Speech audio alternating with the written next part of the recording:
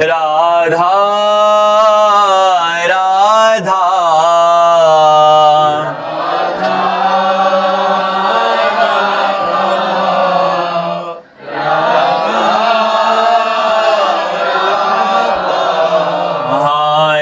राधा राधा राधा राधा राधा राधा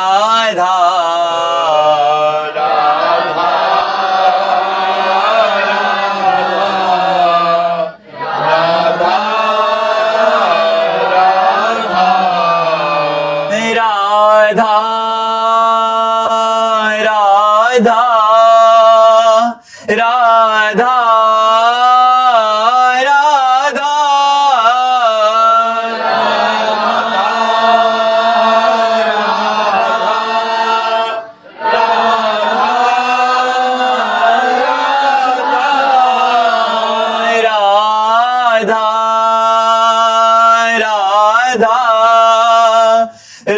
राधा राधा राधा राधा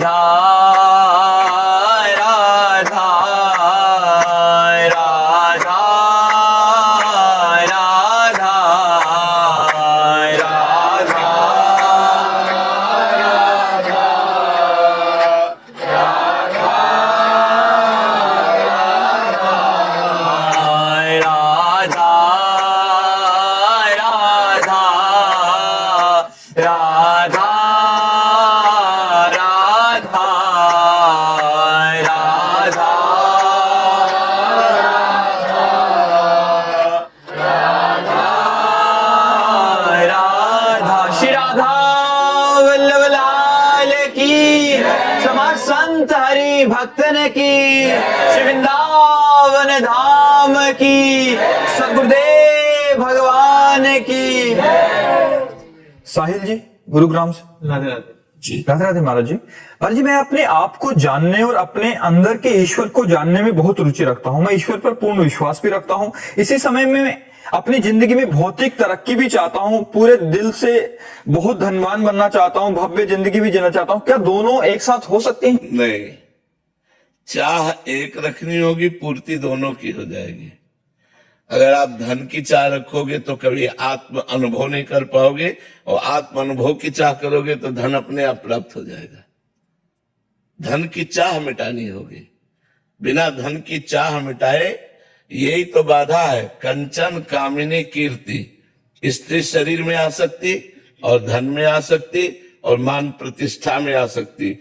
यही आ सकती तो आत्मबोध नहीं होने देती, भगवत तत्व का अनुभव नहीं होने देती। अगर इसकी आसक्ति रखोगे तो आत्मबोध नहीं कर पाओगे, और आत्मबोध में चलोगे तो सब कुछ प्राप्त हो जाएगा, जो बिना चाहे अनचाहे प्राप्त हो जाएगा। हम यही तो लोगों को समझाने की चेष्टा करते हैं कि तुम अपनी कामनाओं की पूर्ति तो चाहते हो, लेकिन तपस्या और भजन नहीं करना चाहते, तो कैसे कामनाओं की पूर्ति हो जाएगी? या तो अनुष्ठान करो, जप करो, तप करो, फिर मांगो तो पूर्ति हो जाएगी। तो हम धन भी चाहें कि सर्वश्रेष्ठ धन हमको प्राप्त हो, मैं धनी बनूं, तो इसके लिए आपको भगवान की आराधना करनी पड़ेगी। अब आत्मबोध चाहें तो फिर धन की आशा का त्याग करना पड़ेगा, क्योंकि धन की आशा और आत्मबोध बिल्कुल अलग दिशा है। जैसे बिहारी जी जाना चाहो और छठी कला की तरफ दौड़ो तो कभी बिहारी जी नहीं पा सकते, क्योंकि छठी कला का मार्ग उल्टा है। और बिहारी जी तरफ जाना चाहो और लेट के चलो तो बिहारी जी पहुंच जाओगे, क्योंकि ये दिशा बिहारी जी की है। तो आत्मबोध की दिशा है त्याग। त्याग और वैराग्य से युक्त हो तब ज्ञान होगा, उसी ज्ञान से आत्मबोध प्राप्त होगा। और धन का मार्ग है संसार का कर्म, जो बार बार अच्छे कर्मों का अनुष्ठान करते हुए धर्म पूर्वक चलता है तो वो एक दिन धन की प्राप्ति की सफलता प्राप्त कर लेता है। भगवान का भजन और प्रारब्ध अनुकूल हो तो धन की प्राप्ति हो जाएगी। हमारा कर्म भी सफलता पूर्वक होना चाहिए और भगवान की कृपा भी होनी चाहिए और प्रारब्ध भी अनुकूल होना चाहिए। तीनों जब मिल जाएंगे तब आप सबसे बड़े जो कामना कर रहे हो वो संपत्तिवान बन जाओगे। अब तप है नहीं तो आप संपत्तिवान कैसे बन सकते हैं? आपका प्रारब्ध नहीं है तो आप संपत्तिवान कैसे बन सकते हैं? भगवान की कृपा नहीं है तो आप संपत्तिवान कैसे बन सकते हैं? कौन ऐसा है जो नहीं चाहता संपत्तिवान मैं बनूं? भारत में पूछो, विश्व में पूछो, सबके अंदर यही कामना मैं संपत्तिवान बनूं। तो अपने कर्म को सफलता पूर्वक करना और प्रारब्ध अनुकूल होना और तपस्या के द्वारा भगवान की कृपा प्राप्त करना, जो चाहो प्राप्त कर लो।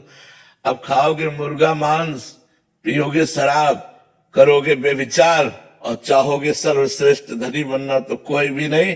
पूर्व प्रारब्ध से आज धनी हो, अगर आज होश में नहीं रहोगे तो कल सुअर कुत्ता तुम्हें बनना पड़ेगा। हम ही लोग हैं और कोई नहीं है। ये मत समझो कि उनकी कोई प्रजाति अलग है, नहीं। हमारे कर्म बिगड़ जाते हैं तो हम नीच योनियों में जाते हैं और कर्म बन जाता है तो हम उच्च योनियों में जाते हैं।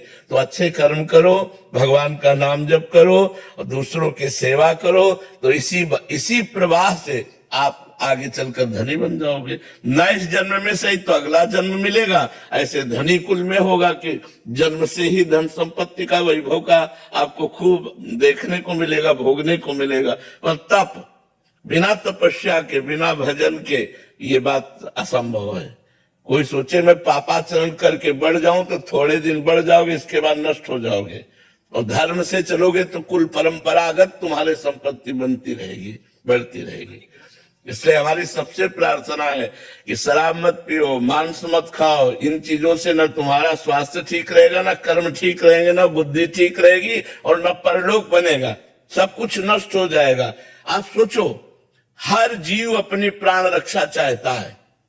आप एक चींटी के पीछे से अंगुली करिए, वो भागेगी प्राण बचा करके कि कहीं अंगुली हम पर अटैक न कर दे। और आप भैंस को, बकरे को, मुर्गे को, मान लो आप नहीं काटते हैं लेकिन आप मांस लेते तो आप हिस्सेदार हुए, आप उसके वध के हिस्सेदार हुए, आपको उसके वध करने का दंड मिलेगा। इसलिए हमारी प्रार्थना है कि 56 प्रकार के भोग भगवान ने मनुष्य के लिए बनाए, 36 व्यंजन बनाए। खूब अच्छे अच्छे पदार्थ खाओ, जैसा तुम्हें भगवान ने सहयोग दिया। जरूरी है गंदे आहार करो। शराब पीकर कौन सी मानसिक उन्नति या शारीरिक उन्नति या लौकिक उन्नति, तीनों में बताओ कौन सी उन्नति होती है? शराब पी करके ऐसे लौकिक निंदा के पात्र बनते हैं कि नालियों में पड़े रहते हैं।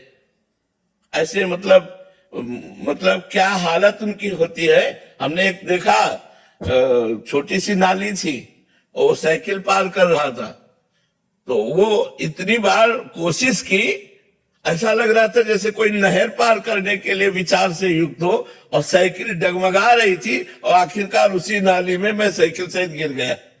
तब उसको पकड़ के उठाया और साइकिल बाहर की कि भैया, तो तब पता चला कि वो गंध से पता चला कि ये शराब पिए हुए हैं। तो ये लौकिक उन्नति। अच्छा, शरीर में भी आप डॉक्टरों से पूछ लो, ये मदिरा जा करके आपकी किडनी, लीवर, इस पर प्रभाव डालती है, मतलब इनको खूब प्रभावित करती है। अच्छा, पैसा जाता है, स्वास्थ्य नहीं बनता, और वही 100-200 रुपया के हरी सब्जी और सेव अंगूर घर लेकर के जाओ तो बढ़िया बच्चे और परिवार सब आनंदित हो। वो 1500 की शराब पी ली और ऐसे गिरते हो। तो इसलिए सबसे प्रार्थना है हमारी, एक बार बात मान लो, आपने पी लिया होगा तो अब कभी मत पीजिएगा। देख लिया उसका आनंद, अगर आपको नशे का आनंद लेना है तो नाम जब कीजिए, राधा राधा, देखिए कैसा नशा आता है जो कभी उतरेगा ही नहीं। हर समय एक खुमारी चढ़ी रहती है, एक आनंद चढ़ा रहता है, एक मस्ती बनी रहती है भगवान के नाम में। पर वो थोड़ा पहले पाप नष्ट हो तब वो आनंद आएगा। इसीलिए जब कोई नाम शुरू करता है तो हृदय में जलन, मन की चंचलता, तो उसको अच्छा नहीं लगता। एक बार तुम डट कर नाम जप करो, एक बार हट कर नाम जप करो कि मैं कुछ भी हो जाए, फिर आप जब पाप तुम्हारे भस्म हो जाएंगे, फिर तुम्हें जो आनंद प्राप्त होगा आप फिर देख लेना। तो अगर धन प्राप्त करना है तो नाम जप करो, भगवान से प्रार्थना करो, अच्छे सफलता पूर्वक कर्म करो, तब जाके धन की प्राप्ति होती है।